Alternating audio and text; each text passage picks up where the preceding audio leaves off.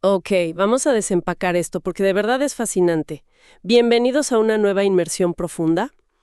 Pensemos en este escenario por un segundo. Son las 11 de la noche. Se camina casi a ciegas por una calle en un fraccionamiento, esquivando baches profundos en el asfalto. Uy, sí, una carrera de obstáculos. Literalmente. Al mirar hacia abajo, pues hay que tener cuidado de no pisar un alacrán o tropezar con la maleza. Y al mirar hacia arriba, las ramas de un árbol inmenso chocan contra los cables de alta tensión. Con la pura fuerza del viento. Exacto. Y esto va sacando chispas que iluminan la oscuridad, o sea, por fracciones de segundo. Y justo al lado, caminando, escuchando todos los reclamos y tomando nota bajo la luz de una linterna, está el presidente municipal. Es una imagen que, la verdad, choca bastante con la idea preconcebida que solemos tener de la gestión urbana, ¿no? Totalmente. Por lo general, pues, imaginamos que los problemas de una ciudad se resuelven detrás de un escritorio, leyendo reportes impecables bajo la luz de una oficina. Sí. Y si soy 100% honesta, cuando escucho sobre un político visitando un vecindario a la medianoche, mi instinto más cínico inmediatamente dice, claro, fue a tomarse la foto para sus redes sociales. Claro, la típica parada de 15 minutos y de vuelta a la camioneta. Exactamente. Pero el documento que vamos a desmenuzar hoy y del cual provienen todos estos detalles, plantea una historia completamente diferente. Estamos analizando la bitácora exhaustiva de una visita al fraccionamiento Ical en Colima. Ajá, ¿en Colima? Y lo que las fuentes nos revelan no es un simple recorrido de cortesía, sino un operativo de diagnóstico paso a paso que terminó en un plan de acción masivo. El reporte mismo, de hecho, inicia con un agradecimiento muy puntual al presidente municipal, Riul de Rivera, por, digamos, atreverse a hacer este recorrido nocturno. Sí, y antes de entrar en los detalles más operativos, creo que es vital establecer un parámetro para nuestro análisis de hoy. No estamos aquí para emitir juicios políticos ni para aplaudir o criticar a una administración desde una trinchera partidista. Nuestro propósito es diseccionar este documento tal como nos llega. O sea, entender el mecanismo. Exacto, entender la mecánica de este evento. Cómo una caminata nocturna por las calles de este fraccionamiento desencadenó acuerdos específicos de infraestructura. Como el bacheo, la poda, la iluminación. Todo eso. Y de manera muy reveladora cómo expuso la cruda realidad de lo que implica la corresponsabilidad ciudadana, que es un tema fuertísimo en las fuentes. Sí, esa parte me dejó pensando muchísimo. Pero a ver, vamos a analizar primero la cronología de este evento. Porque para que una comitiva gubernamental esté a las 2 de la mañana en una calle oscura, pues la gente no aparece por arte de magia. No, requiere logística. Tiene que haber muchísima logística previa. El texto menciona que todo arranca formalmente a las 12:27 del día. A esa hora, el licenciado Jaime Alvarado Altamirano le informa al comité vecinal que efectivamente logró incluirlos en la agenda del presidente. Y hasta ahí suena a un trámite estándar, ¿verdad? Suena súper normal, pero luego los tiempos se aceleran de una forma loquísima. Así es. Lo fascinante de esto es que el documento detalla que a las 7:50 de la noche hace su aparición la avanzada del gobierno municipal. Y ojo, no envían solo a un par de supervisores. No, llega un equipo completo. Llega una comitiva operativa importantísima, que incluye al jefe de sector y a la directora de jardines, y el documento destaca su dedicación porque se instalan en el fraccionamiento con tanta anticipación que incluso terminan cenando en el puesto de tacos de una vecina del lugar. ¡Qué detalle! Cenando tacos antes del operativo. Sí, y mientras cenan, ya están girando instrucciones de logística. Finalmente, a las 10 de la noche en punto, arriba el presidente municipal, Riul Rivera, para iniciar el recorrido. Me llama muchísimo la atención el trabajo previo que tuvo que hacer el comité de vecinos para lograr esto. El documento sugiere que hubo semanas, si no es que meses, de preparación. Y me pregunto, ¿qué implica realmente organizar a todo un fraccionamiento para que las autoridades respondan así? Es un trabajo titánico. Porque, todos hemos estado en grupos de vecinos donde alguien simplemente escribe, oigan, hay que mandar un oficio al municipio. Y ahí muere el tema. Nadie hace nada. Claro, la diferencia aquí radica en la ejecución metódica. El reporte evidencia que este comité vecinal entendió que las intervenciones exitosas, pues no son accidentales. Requieren esfuerzo. Requieren una maquinaria perfectamente engrasada. Ellos se dedicaron a investigar las necesidades específicas de cada calle. Resumieron cientos de llamadas y quejas, redactaron los documentos formales, los imprimieron y los llevaron físicamente. Es un trabajo administrativo pesado y casi siempre invisible. Y hay un punto sobre cómo convocaron a la gente que me parece, la verdad, brillante. El reporte menciona que armaron una estrategia de comunicación muy particular. No solo mandaron un mensaje de texto kilométrico de esos de WhatsApp que nadie lee. No, implementaron un enfoque dual, lo cual es muy inteligente. Crearon audios también. Exactamente. Crearon la convocatoria en formato de texto detallado, pero también grabaron audios. Lo que nos dice esta táctica es que el comité hizo una lectura muy realista de su comunidad. Sabían con quién trataban. ¿Sabían que hay personas que prefieren escanear un texto rápido y otras que, ya sea por falta de tiempo o, no sé, problemas de visión, necesitan escuchar la información? Querían garantizar que el mensaje penetrara sin excusas. Ahora, hay un trasfondo oscuro en toda esta movilización, y lo digo literal y figurativamente. Las fuentes revelan que días antes de este recorrido ocurrió una tragedia en el fraccionamiento. Un evento catalizador. Exacto. El documento no da los detalles escabrosos de la tragedia en sí, pero subraya que era algo que, y cito textual, se venía viendo venir. Y la causa principal que señalan es la falta de iluminación y una imagen tétrica que adquiere lugar de noche. Claro, la oscuridad total. La facilidad para ocultarse en las sombras creó una urgencia innegable. Esa misma urgencia explica una de las decisiones más agresivas del comité, diría yo, en cuanto a su organización.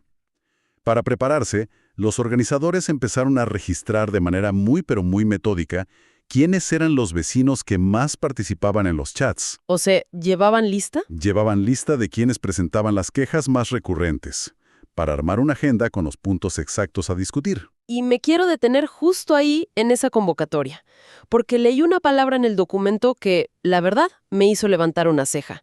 Dice que cuando se confirmó la asistencia del alcalde, el comité emitió un citatorio con carácter, abro comillas, obligatorio para los vecinos. ¿Suena fuerte? Sí, digo, si lo pensamos bien, ¿no es un poco extremo exigir asistencia obligatoria para una junta vecinal?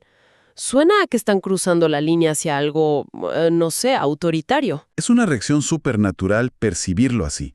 Sin embargo, al leer la filosofía bajo la cual opera este comité, la palabra obligatorio adquiere otro matiz por completo. A ver, explícame eso. En el documento, ellos mismos se definen diciendo que el comité es meramente un gestor y que la verdadera fuerza radica en la unión vecinal. El citatorio obligatorio es, de alguna manera, su antídoto contra el activismo de sofá. Ah, claro, contra quejarse desde el celular. Exacto. Es su forma de comunicar que quejarse amargamente en un grupo de WhatsApp no genera impacto político. La presión real requiere que las personas hagan presencia física, reclaman el espacio público con sus cuerpos. Y vaya que tuvieron que poner el cuerpo esa noche, ¿eh? Aquí es donde la narrativa del reporte se vuelve, bueno, muy interesante. Inicia la caminata a las 10 de la noche. Me imagino que con la oscuridad casi total, caminar por esas calles deja de ser un simple recorrido vecinal. Se vuelve peligroso. Se convierte en una especie de carrera de supervivencia. El documento dice que empiezan avanzando por la calle Galaxia rumbo sur hacia una zona llamada Potrero Grande. ¿Qué es exactamente lo que encuentran ahí? Encuentran un riesgo eléctrico gravísimo. El documento describe cómo el presidente municipal observó de primera mano el problema con una inmensa parota, que es un árbol endémico de la región de gran magnitud. Y muy frondoso, ¿no? Muchísimo.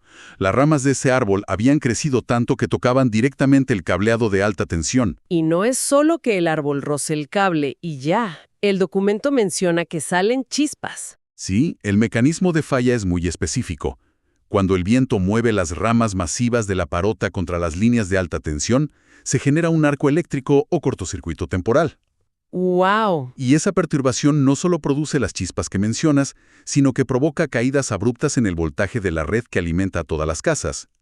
El reporte detalla que estas variaciones repentinas son la causa directa de que los electrodomésticos de las familias se estén quemando. O sea, un daño patrimonial. Claro, el riesgo no es solo el miedo a un incendio, es un daño económico constante para los habitantes. Imagínate, te vas a dormir y no sabes si al día siguiente tu refrigerador va a seguir funcionando. Es terrible. Y bueno, la caminata continúa hacia el Coto Aurora y el condominio Orion. Y si en la calle Galaxia el problema venía de arriba, con los cables, aquí el problema viene a ras de suelo y a toda velocidad. Sí, en ese sector el problema central documentado es el exceso de velocidad. Los residentes reportaron que salir de sus propios hogares los ponen en una situación de vulnerabilidad extrema ante vehículos y tráileres pesados. Tráileres en zona residencial, uff. Sí, que transitan sin precaución. Ante esto, se planteó la necesidad urgente de instalar reductores de velocidad, apoyando la petición con referencias concretas de accidentes que ya habían ocurrido ahí. Y luego el grupo se mueve hacia la avenida Tecomán y la zona de los terrenos baldíos. Hay un elemento humano aquí que me parece, no sé, crucial rescatar de las fuentes. Hablan de las personas que trabajan en la armadora local. Son vecinos que tienen que salir de sus casas de madrugada. ¿A qué se enfrentan en ese trayecto? Se enfrentan a un entorno que multiplica los riesgos. Al caminar de noche por la avenida Tecomán, los obreros pasan junto a predios llenos de maleza y suciedad que se han convertido en nidos de ratones, víboras y alacranes. ¡Qué terror! Sí, y todo esto agravado por un colapso en la iluminación pública. El documento es súper puntual. Menciona un camellón específico por el que deben transitar, donde, de cada 2 luminarias instaladas, una está completamente fundida. Entonces, a ver, el alcalde está viendo las chispas de la parota, está esquivando los baches oscuros, está viendo la zona de los alacranes.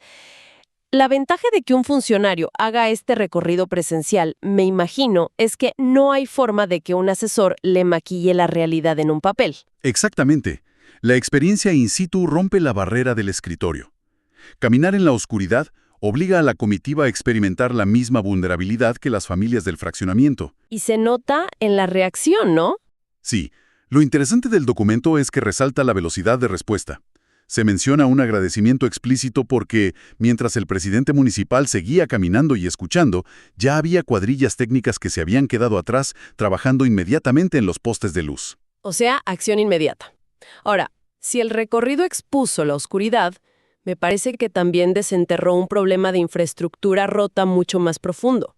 Hay un apartado en el reporte dedicado exclusivamente al tema del agua potable. Así es. Y las quejas van más allá de una simple escasez. Los vecinos reportaron una inestabilidad severa en el suministro. Enfrentan fluctuaciones constantes de presión, donde el agua llega con demasiada fuerza o de plano apenas gotea. Pero hay algo peor ahí, ¿verdad? Sí, el detalle más alarmante es la calidad del líquido. Documentaron que en múltiples ocasiones el agua llega a las casas completamente sucia y mezclada con lodo. Y a eso hay que sumarle el estado del piso que pisan.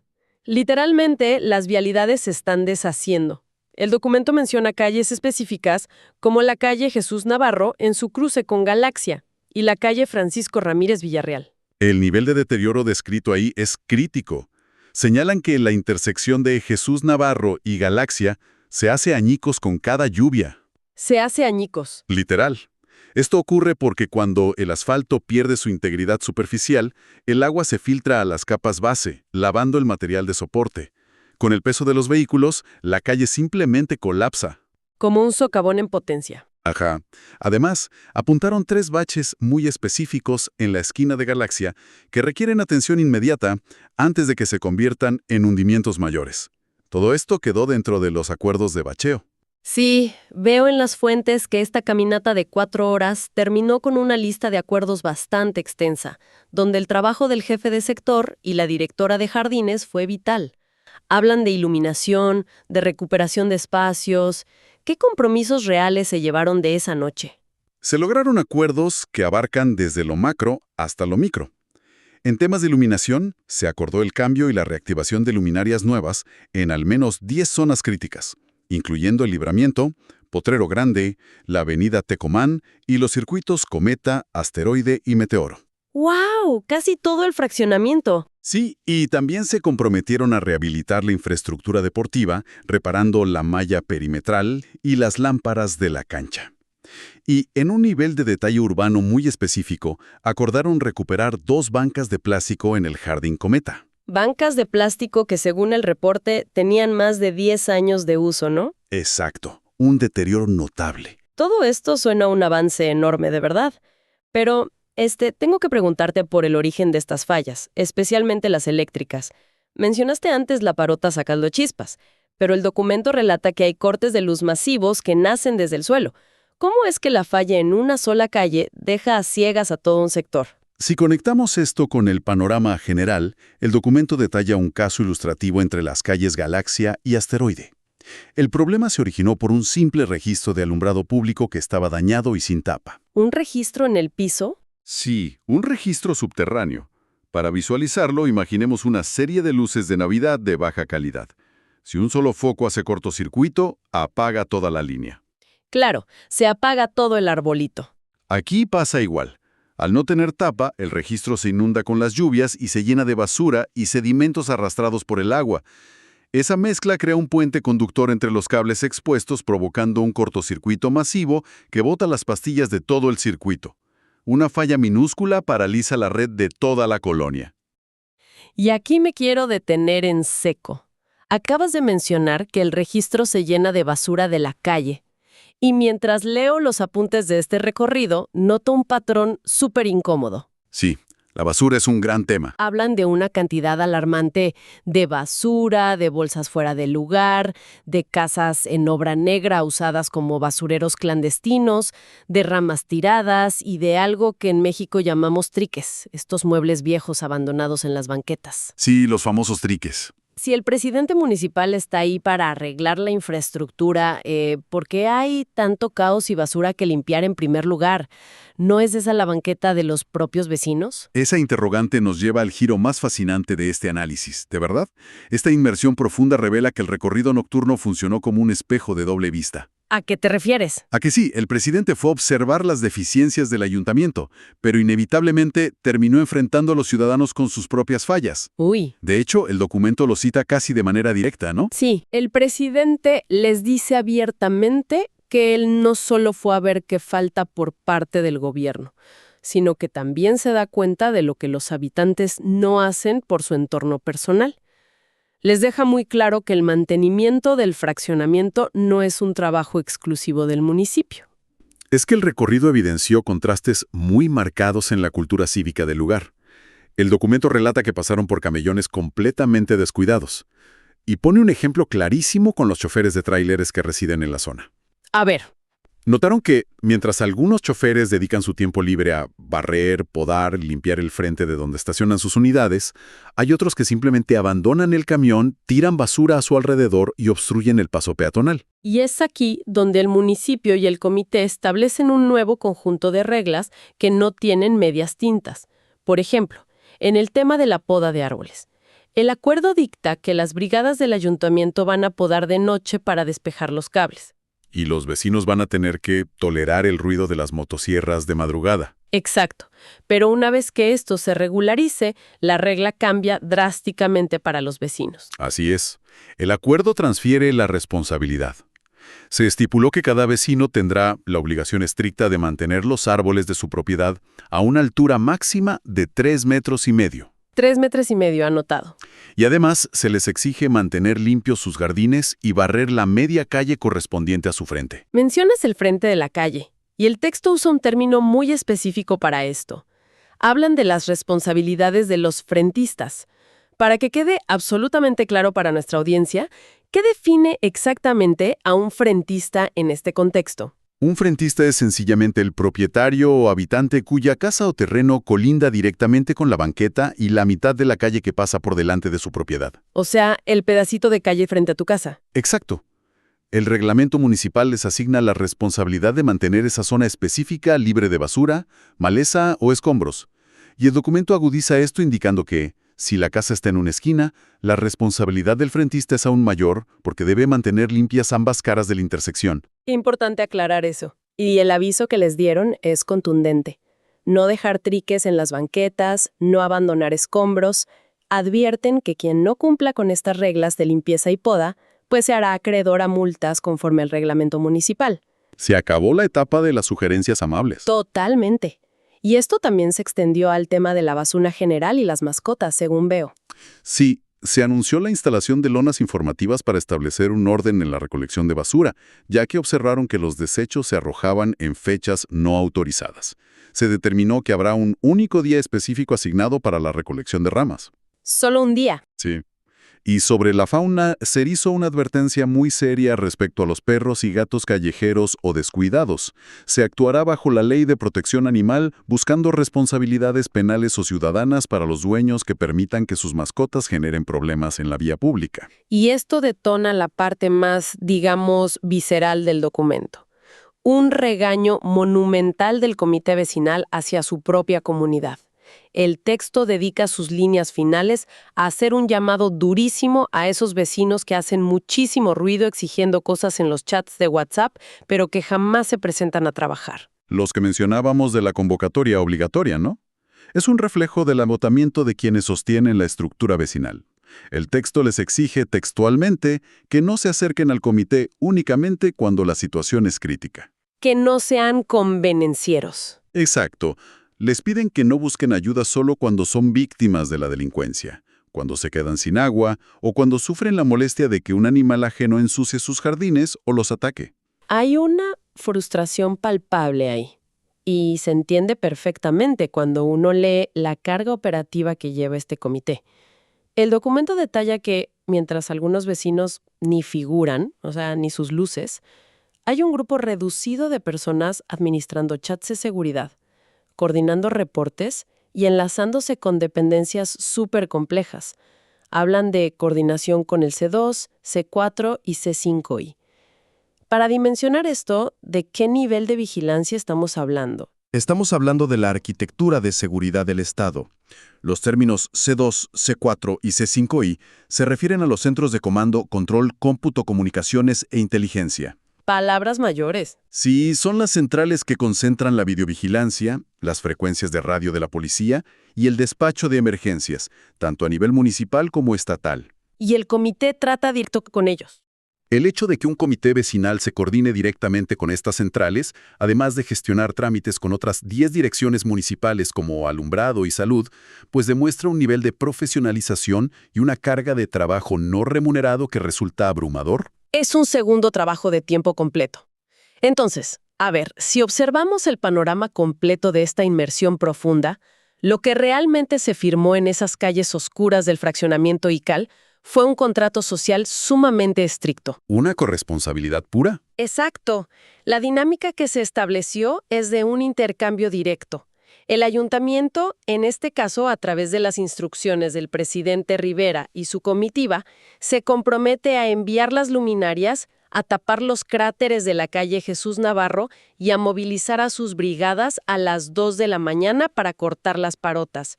Pero, a cambio, el ciudadano tiene que soltar el teléfono, salir de su casa, recoger sus muebles viejos y barrer su banqueta. La conclusión del documento es que no puedes exigir una infraestructura de primer nivel si tu nivel de compromiso cívico no pasa de mandar quejas por mensaje de texto. Es una síntesis súper precisa de los acuerdos logrados esa noche de trabajo intensivo. Y para concluir nuestro análisis del reporte de esta jornada, creo que vale la pena detenernos en una reflexión final que surge muy orgánicamente de los hechos que hemos revisado hoy. A ver, cuéntame. Imaginemos por un momento qué pasaría si este modelo del que hablamos hoy se convirtiera en la norma. ¿Qué ocurriría si en cada comunidad el requisito indispensable para exigir una mejora en los servicios públicos fuera realizar una caminata a la medianoche por las calles más rotas, oscuras y conflictivas del vecindario, caminando hombro a hombro con las autoridades gubernamentales? Sería un ejercicio de empatía brutal. Totalmente.